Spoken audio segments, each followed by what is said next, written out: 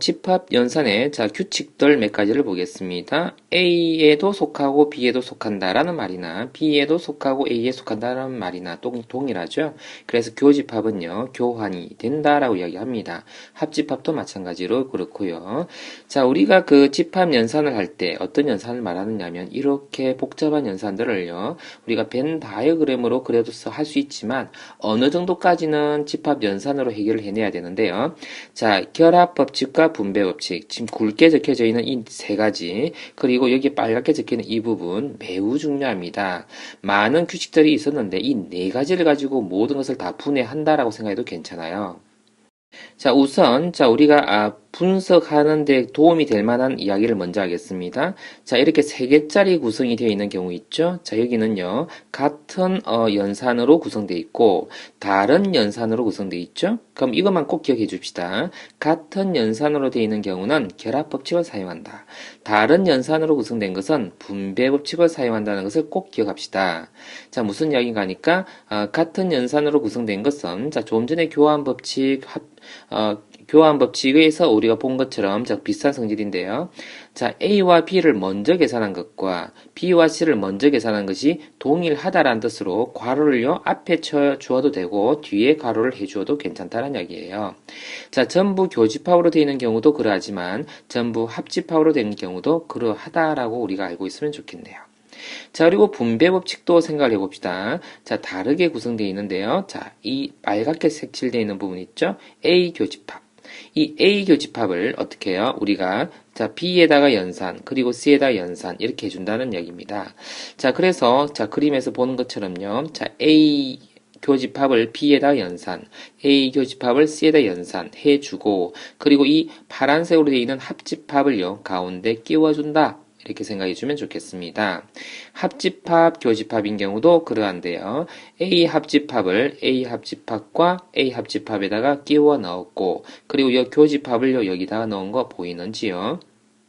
자, 그리고 드 모르간 법칙은, 무비 클립에서 우리가 본 것처럼요. 자, 이 연산이요. 이것과 동일하다라는 것을 우리가 보였는데, 자, 이거 순서가 바뀌는 걸 한번 볼게요. 합집합이 교집합으로 바뀌고 여집합이요. 각각의 여집합으로 계산되고 있다라는 것을 우리가 적용할 수 있고요. 합집합에 대한 드모르간 법칙도 있지만 교집합에 대한 드모르간 법칙도 동일하게 적용된다라는 것을 기억해 주면 좋겠네요. 자, 이 내용은요. 너무나 중요하기 때문에 한 번 더 적었습니다. 차집합을요. 교집합의 구조로 바꿨는데 왜 이게 중요하냐면요. 중간 과정에 차집합들이 이렇게 나오게 될 때 있죠. 자, 이것을 이러한 세 가지 유형으로 우리가 계산을 해야 되는데 계산을 못하게 딱 막아놓은 게 차집합이에요. 그것을 풀어 헤쳐주는 것이 바로요. 이 공식이다라고 볼 수 있겠고요. 그리고 드모르간 법칙도요.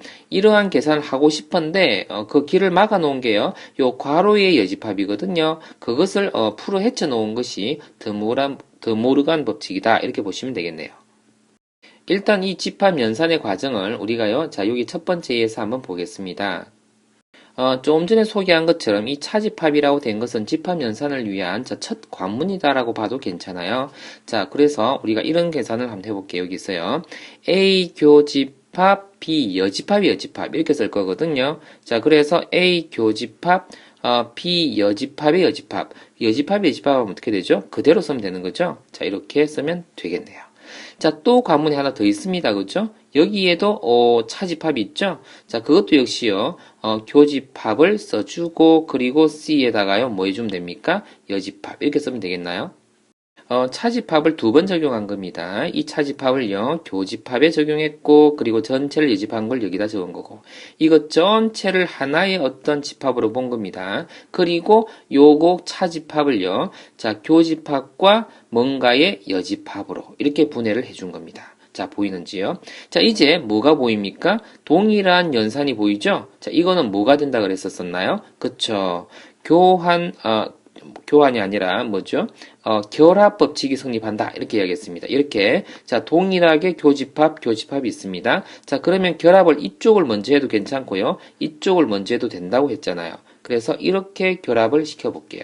자, 그러면 어떻게 됩니까? A 교집합에다가 이 괄호 안에 있는 거, 자, 이거요. 어디서 또 많이 봤네요. 교집합, 여집합이죠. 그죠? 자, 그럼 그거 어떻게 썼었나요? 그쵸? B 차집합 C. 엄청나게 많이 썼었네요. 자, 그래서 얘네의 결과가 뭐가 된다고요? 아, 이런 결과가 됐다라는 것을 보일 수 있었습니다. 아, 자, 조금 까다롭죠? 자, 두 번째 예를 한번 천천히 한번 또 가볼게요. 자, 첫 관문이 또 나왔습니다. 자, 이 첫 관문을 어떻게 한다고요? 자, A에, 자, 교집합, 그리고, 요렇게 전체를요, 여집합, 이렇게 쓴다고요. 자, 이거 한 번 더 강조해서 볼까요? 자, 이 부분을 교집합, 여집합, 이렇게 본다고요.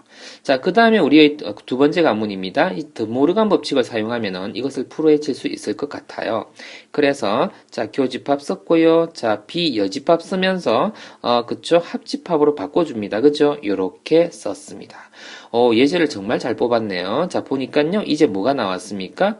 교집합과 합집합. 분명히 다른 구조가 나왔습니다. 그럼 어떻게 한다 했죠? 분배를 한다 그랬습니다. 이렇게 한다 그랬죠? 자, 비여집합 이렇게 쓰고요. 그쵸? 또요, A 교집합에 C 여집합 이런 식으로 쓴다 그랬네요. 그리고 이 중간에 있는 이 합집합을요, 여기다가 적는다고 했습니다. 자, 이제 모양을 보니까 어디서 또 많이 보던 모양이 나왔습니다. 어디까지 가요? 자, 이까지를 한번 뚜렷하게 한번 볼까요? 이게 누군가요? 그렇죠. 이게 A 차집합 B인 거죠? 이것을 또 뚜렷하게 보니까 뭔가요? A 차집합 C인 거죠? 그래서 결과가 이런 결과가 나왔다는 뜻이네요. 자, 모양을 조금 올려봤습니다. 자, 밑에 것도 한번 보겠습니다. 자, 여기서는요, 자, 결과를 적어 놓지 않았습니다. 어떠한 결과가 나올지 우리가 순차적으로 한번 들어가 볼게요. 자, 첫 번째 관문 또 나왔습니다. 자, 이건 이제 익숙해지기 시작하나요? 자, 여집합 쓰겠고요. 전체 여집합. 이렇게 적혔습니다. 자, 그러면 이제 복합적으로, 예제를 정말 잘 뽑았습니다. 여집합을요, 이 전체를 어떻게 해주면 좋겠습니까? 드모르간 법칙을 쓰면 되겠네요. 그쵸? A 여집합이고요. 합집합 B. 이렇게 쓰면 되겠나요? 자, 그렇죠. 됐습니다. 이렇게 생겼습니다.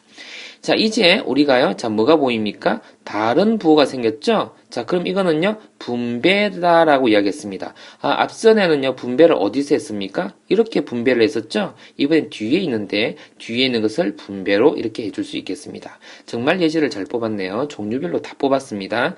A 여집합에 교집합 A, 이런 식으로 말이에요. 자, 그리고, B가 되겠죠. 자, B에다가 교집합 A, 이런 식으로 말이에요. 자, 한번 볼까요? 자, A를요, 여기다 적용한 것을 여기 적었고, A를요, B에다 적용한 것을 여기다 적었습니다. 요 연산을 A에다가 여기다 연산을 각각을 해서 각각 적은 거죠. 그리고 요 안에 들어있는 거, 그쵸? 요것을 여기다가 적은 겁니다. 자, 그러면 계산이 뭔가 되어져 가고 있습니까? 자, 이 첫 번째는 뭐가 됩니까? A와 A 여집합의 교집합이랍니다. 뭐지요? 그쵸? 공집합이네요. 그리고 뒤에 거는 뭔가요? 자, 그렇죠? 그대로 한번 써볼게요. 자, B 교집합 A 이렇게 한번 적어봤습니다. 자, 그러면 공집합과 뭔가의 합집합이니까 결과가 뭡니까? 그렇죠. 끝나버렸죠. 그 결과는요. 자, B 교집합 A. 자, 이쁘게 A 교집합 B 이렇게 한번 적어볼까요? 자, 이렇게 적으면 자, 누구를요? 얘를 간단하게 적은 거다. 이렇게 볼 수 있겠네요. 그리고 또 이제 많이 우리가 사용되게 되는 대칭 차집합이다라는 용어가 있습니다. 우리가요, 좀 전에 이거 굉장히 많이 사용했다는 걸 알 수 있죠? 자, 그것을 이용해서 우리 이거 한번 잠깐 볼까요? A 차집합 B는 벤 다이어그램에서 이 왼쪽 부분이 될 거고, B 차집합 A는 이 벤 다이어그램에서 오른쪽 부분이 될 건데, 그것을 합집합했다. 당연한 결과 아닙니까? 대칭적인 구조를 가진다 그래서 대칭 차집합인데 왜 중요하냐? 여러 번 이 문제가요, 수학에서는 대칭성을 가지는 것이 굉장히 중요하죠. 자, 그래서 이 대칭성을 이용해서 우리가 여러 가지 변환이 가능하기 때문에 이 문제가 중요한가 봅니다. 자, 이 세 번째 거 한번 볼까요? 합집합에서 교집합을 차집합하였다. 합집합이 전부 다죠, 그죠? 거기서 이 교집합 부분을 제외시켰다라고 봐도 괜찮죠. 그리고 이 식을요, 여기다가 적용을 시켜서 A 교집합, B 여집합. 자, 이거를요, 여기다 적용시켜서, 자, 그렇게 적용시켰죠. 또요, 이 차집합을 전체에다가 적용시켜서 표현해주기도 하네요. 그쵸? 이 문제에서 만나기로 하고요. 대칭 차집합이라 한다라는 것까지 알고 있으면 좋겠습니다.